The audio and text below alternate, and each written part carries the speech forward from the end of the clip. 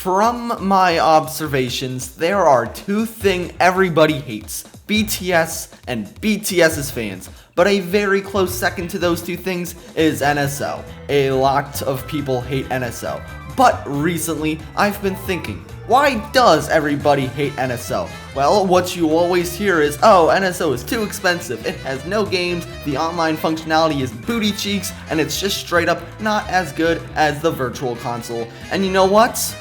Yeah, that's true. If this was like 3 or 4 years ago, in somewhat recent memory, things have changed and most of those statements are currently untruthful. But before you get seething mad at me for that take, let me explain. I'm NateBob27 and let's go. But by the way, before we go, you know that only like 16% of you guys are actually subscribed?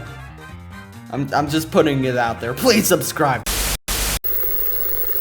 So basically, me explaining myself is gonna be going over why people don't like NSO and then saying why I disagree. And the first topic is a spicy one: the price. Now yes, NSO is very expensive. The yearly plan for the expansion pack is a whopping $50. Now on paper, that sounds really bad, because that's almost the cost of a full price game. But you need to dive a little bit deeper.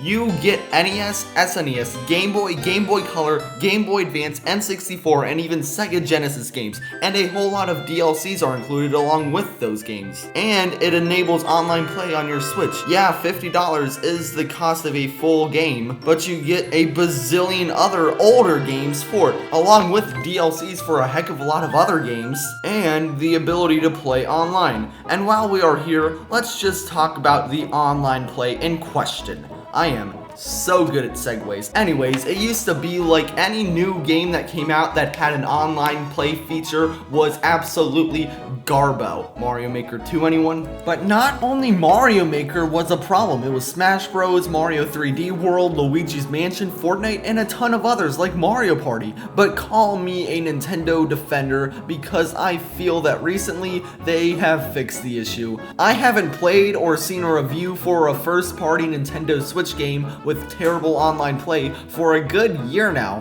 Also, some of the games that used to be bad, like Mario Kart, are a lot better now. Before, the game would just kick you out of a race for no reason, it would lag, you would have to wait forever for the race to start, and even finding a match was a pain. But recently, that hasn't happened, and if any problems like that did occur, then they are few and far between. Also, games like F-Zero 99 that are always online and very action-heavy and fast-paced somehow run perfectly. I don't know what they did or how they did it, but they largely fixed this issue. Now, is it perfect?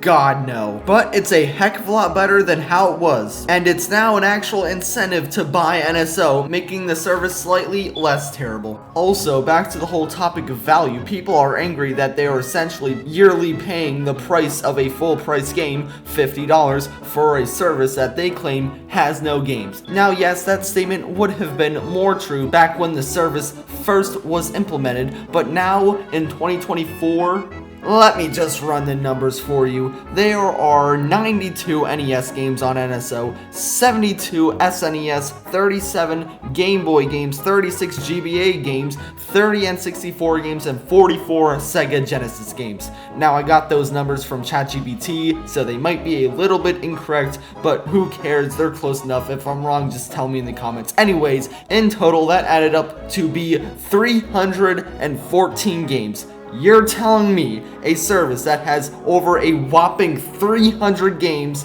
has no games? I'm sorry, but my friend, you are simply wrong. And I can go further too. There are about 5 DLCs in the expansion pack. If you count each DLC as like a half game, then that's an extra 3 games, making that 317 games for $50 a year. You're essentially getting a 317 in one deal, with the online play feature included. Don't tell me it's overpriced and has no games. That is simply incorrect. I'm sorry for yelling, sorry.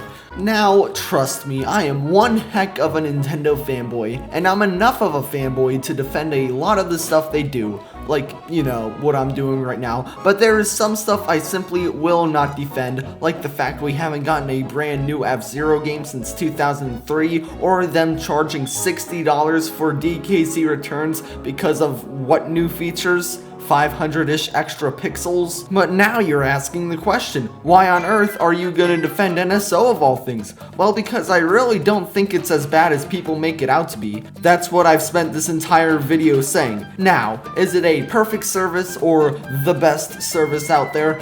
Heavens no.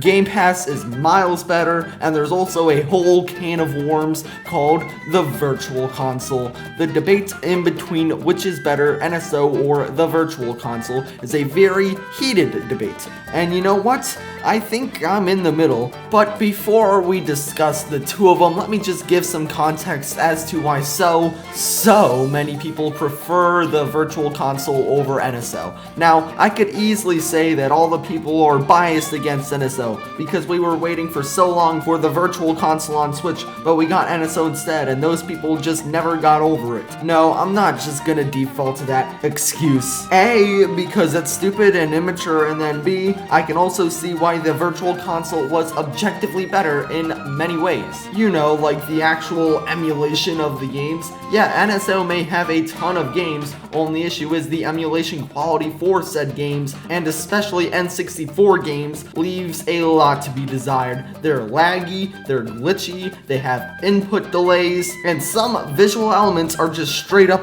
broken, compared to how the Virtual Console was, where they all faithfully emulated all the games. Basically, from where I'm looking at it, it's an issue of quality versus quantity. I feel like the Virtual Console had slightly less games than NSO now, or maybe not. Maybe I'm just misunderstanding the matter, because with the Virtual Console, you had to individually buy each game, where on NSO, you can just sort of play games at free will. Which almost perfectly ties into my next topic. I told you I am the king when it comes to segues. But anyways, the main difference between the two.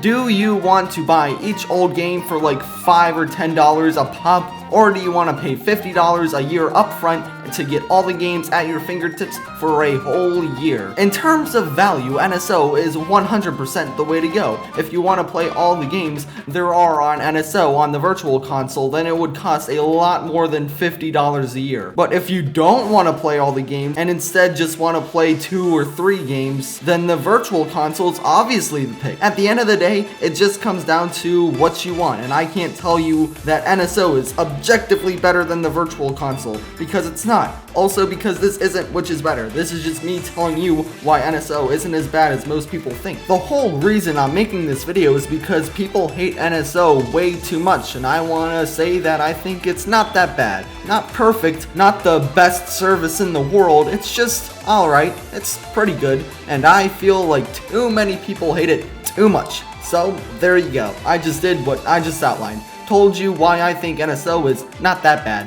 That's all. I'm NateBob27, and I'll see you in the next video. Bye-bye.